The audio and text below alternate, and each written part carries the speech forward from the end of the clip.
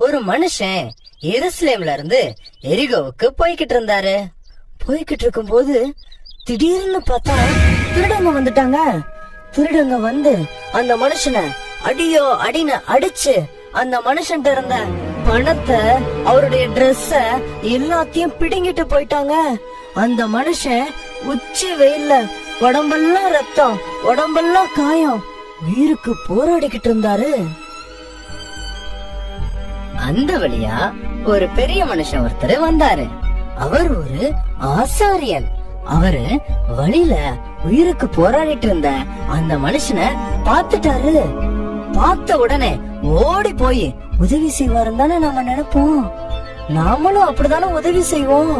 ஆனா இந்த மனுஷன் உயிருக்கு போராடிட்டு இருந்தவருக்கு எந்த உதவியும் செய்யல. அவர் மனசுல என்ன நினைச்சாருன்னு தெரியுமா? இவன் யாரு? இவனுக்கு நமக்கு என்ன உறவு இருக்கு? இவனுக்கு உதவி செய்யறதுனால நமக்கு என்ன லாபம் கிடைக்க போகுது? ஏற்கனவே நமக்கு நேரம் இல்லாம பிஸியா இருக்கிறோம். வீட்டுல 1008 வேலை இருக்குது.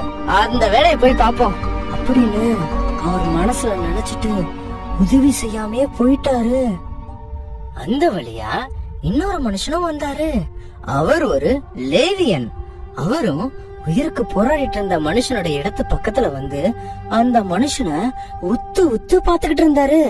ஏன் அப்படின்னா, ஒருவேளை அடிபட்டு கிடக்குற மனுஷன் நமக்கு தெரிஞ்சவங்களா இருப்பாங்களோ, நம்ம சொந்தக்காரங்களா இருப்பாங்களோ, இல்ல நம்முடைய நண்பர்களா இருப்பாங்களோன்னு உத்து உத்து பாத்துக்கிட்டு இருந்தாரு. ஆனா இந்த மனுஷனை பார்த்தா என்னுடைய ஃப்ரெண்டு மாதிரியும் தெரியல, என்னுடைய சொந்தக்காரங்க மாதிரியும் தெரியல. அப்புறம் எதுக்கு நான் காப்பாத்தணும் அப்படின்னு நினைச்சாரு. அது மட்டும் இல்ல, இன்னைக்குன்னு பார்த்து நம்ம வெள்ளை ட்ரெஸ் வேற போட்டு வந்துட்டோம். அந்த மனுஷன் ரத்த கரையா இருக்கிறான். தொட்டு தூக்கி நம்மளுடைய ட்ரெஸ் எல்லாம் அழுக்காயிருச்சுன்னா என்ன பண்றது? நமக்கு எதுக்குடா வம்பு அப்படின்னு அந்த இடத்துல இருந்து உதவி செய்யாமே போயிட்டாரு. அவரை காப்பாத்த யாருமே இல்லையான்னு தானே யோசிக்கிறீங்க? இப்பதான் நம்முடைய கதையுடைய ஹீரோ வராரு. யாரு அவர்னா, அவர் ஒரு சமாரியன். அந்த சமாரியன் கழுத மேல ஏறி சவாரி செஞ்சு அந்த அடிபட்டு கிடந்த மனுஷனுடைய இடத்து வரைக்கும் வந்தாரு. வந்த உடனே அந்த அடிபட்டு கிடக்குற மனுஷனை பார்த்தாரு. பார்த்த உடனே அச்சச்சோ பாவமே, இந்த மனுஷன் அடிபட்டு கிடக்குறானே, ரத்தம் சொட்ட சொட்ட இப்படி போகுதே அப்படின்னு துடிதுடிச்சு போனாரு. உடனே ஓடி வந்து அந்த மனுஷனை பார்த்து, ஐயா, உங்களுக்கு யார் இப்படி செஞ்சது? கவலைப்படாதீங்க, வருத்தப்படாதீங்க, நான் உங்களுக்கு உதவி செய்யறேன், நான் உங்களுக்கு இருக்கேன்னு குடிக்க தண்ணி கொடுத்தாரு. காயங்களுக்கெல்லாம் மருந்து போட்டாரு.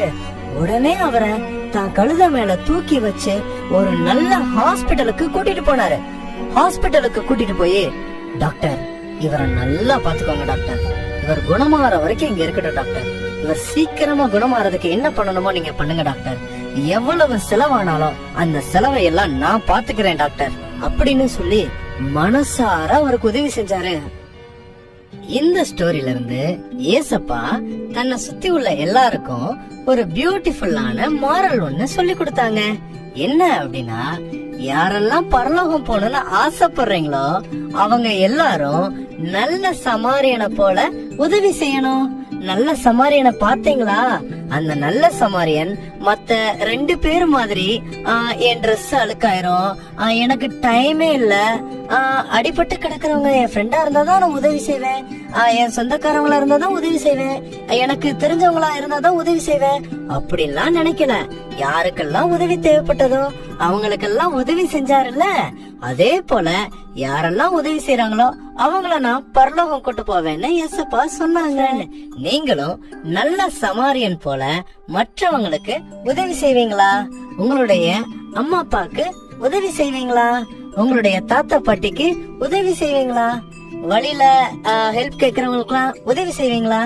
நல்ல சமாரியன் மாதிரி நாமளும் உதவி செய்யணும். மீண்டும் ஒரு ஸ்டோரியோடு உங்களை நான் சந்திக்கிறேன். பாய்.